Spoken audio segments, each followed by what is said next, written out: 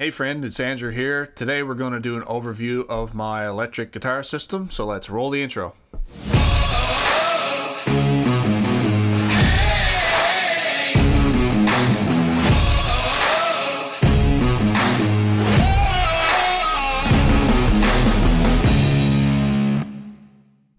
Well, welcome into my home studio. Today we're going to do an overview of my electric guitar system. But before we do, I'd like to give you a couple of free gifts just for watching this video today.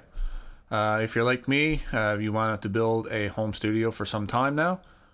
So I've put together a home studio construction blueprint, which outlines all the steps that you need to take to construct a home studio of your own. This is my second home studio now that I've built in the two houses that we've owned.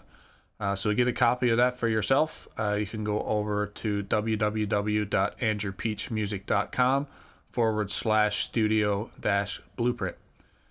The second one I have is the studio outfitting guide that I've used to outfit two home studios now, like with the gear that you see behind me here.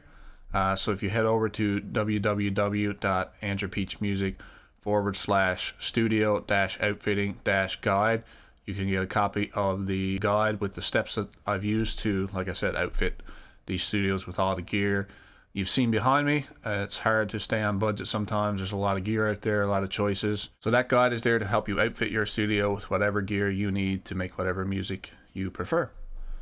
So today, as I said, we're going to dive into my electric guitar rig here in my home studio. First, we'll take a tour of the live room and take a look at what gear I have out there.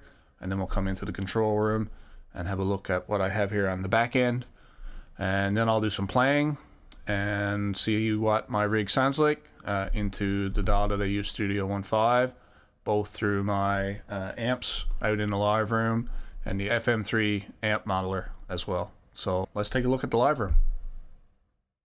Okay, we're in the live room now. We're going to take a look at the electric rig I have here. So we'll start with the guitars. So the first one there is a Gibson Les Paul Standard. As you can see there, that guitar was more of a want. I don't play it a whole lot, but I always wanted one. So yeah, that one's there. The next one is an Epiphone Les Paul Ultra. The original Ultra. I like actually playing that one better than the Gibson. I find the pickups in it are hotter and more tuned to what I like. Don't play that one a whole lot, but it's there for options for the studio for sure. Got that one in 2008, I think, and the Gibson I bought in 2017. The next one there, it's a Strat, American Standard Strat. My parents bought me in 2013 for graduating university. So that one's pretty special. Rosewood fingerboard on that one. And then my baby I bought in 2017. Butterscotch Telly, American Standard. That's my go-to for the most part for the music that I play. So those are my four electric guitars. And now I'm going to move to my pedal board. So as you can see there, it's on a, what is this board? It's a Pedal Train Pro. So I have a Strymon Zuma power supply mounted in under, and I've got a 15. I bought an aftermarket IEC cable, power cable. It's 15 feet long. So if I'm on a stage somewhere, I got lots of cable. So the signal chain on this starts over here with the Ernie Paul EP Junior, and it's modded by, this one's mine, T1M. So that's the start of my signal. It's got a blue LED that you can turn on and off, which is pretty cool.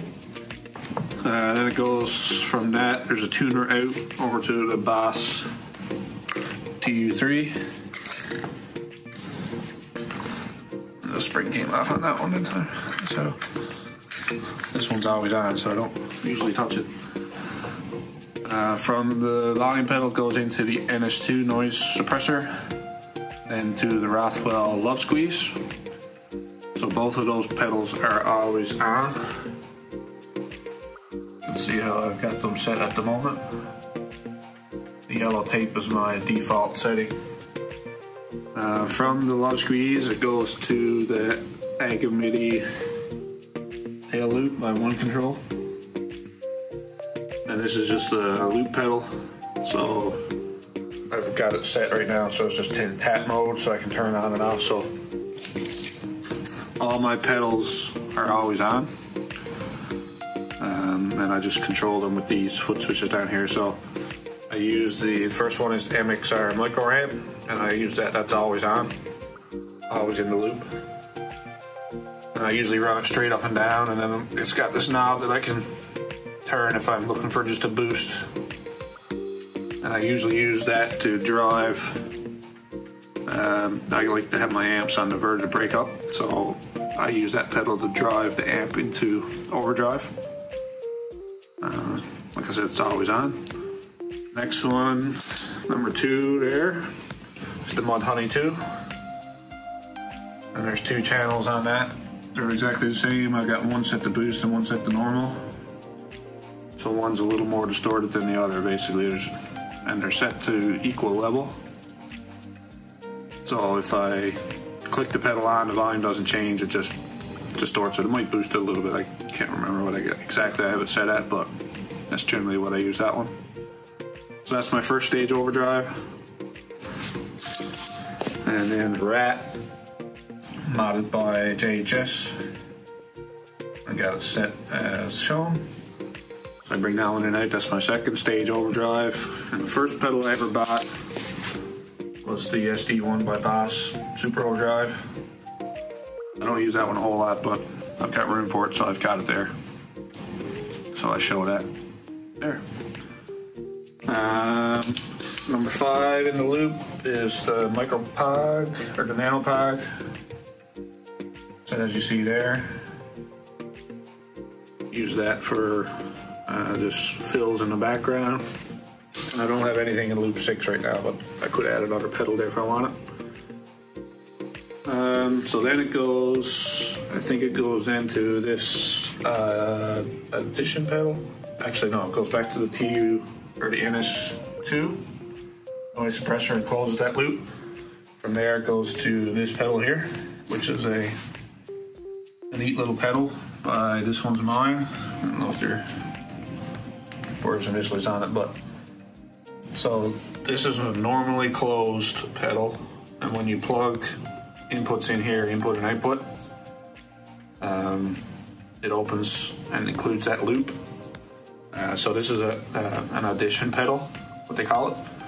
So I can plug, if I wanted to try another pedal, I can just plug it in here. I don't have to unplug anything, move anything around. Just plug it in the power supply or battery and just plug it in there, and it just automatically goes in my loop.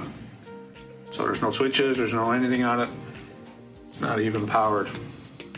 It's just an audition pedal, so it's pretty cool. From there it goes to the timeline, delay, Strymon.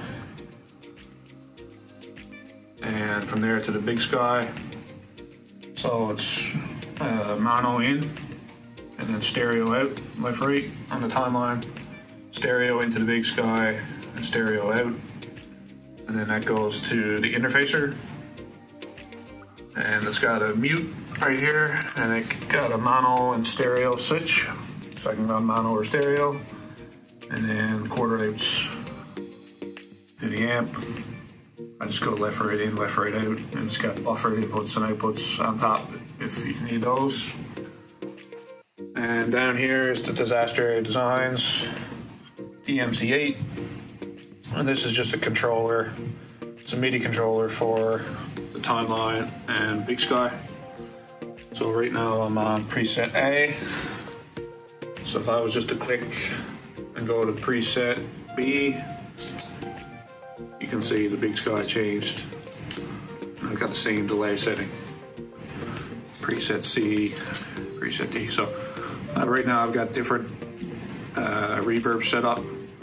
Basically the same delay. It's just a quarter digital delay.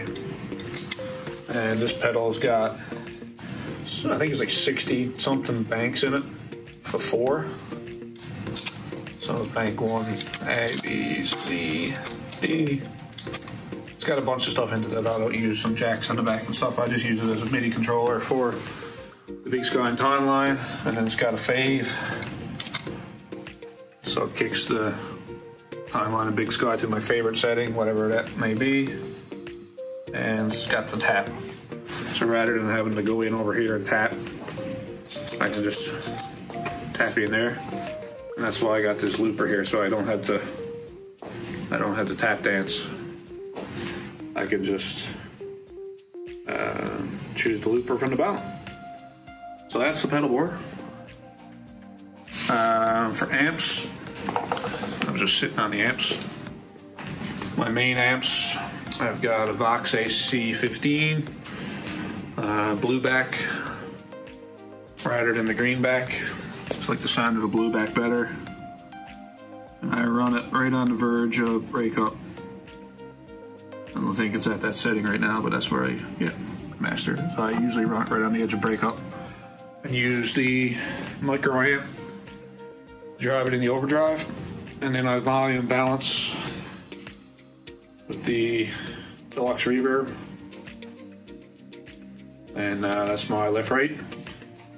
And I mic those with an SM57.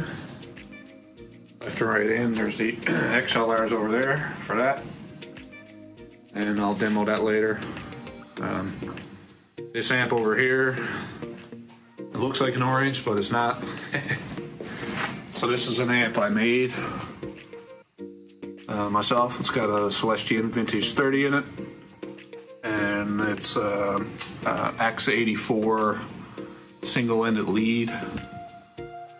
I bought the amp kit online, and ordered all the Tolex and stuff separate and wired it all up, put it all together, and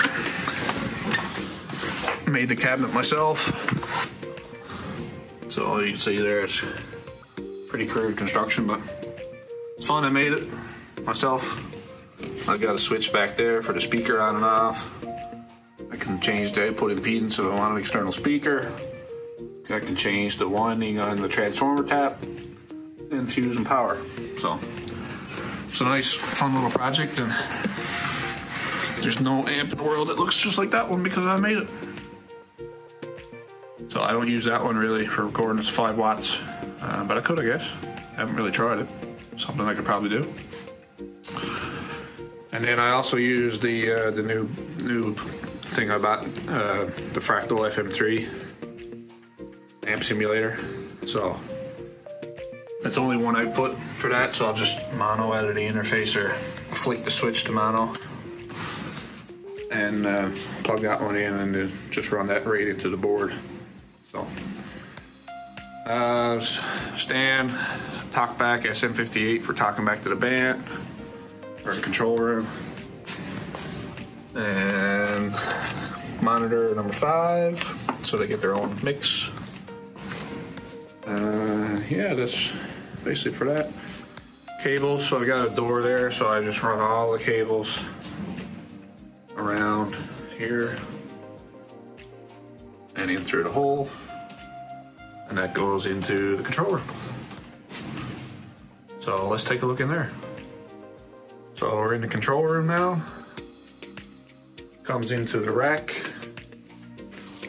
left and right there, 13 and 14. Or I can use it in here, whichever I want. Comes into the mixer. Let me turn down those lights a little bit so we can see. Right there, electric left, electric right, and I got them panned hard left and hard right. And right now I've got a flat EQ curve on those for obvious reasons. So I'll fix that in dial.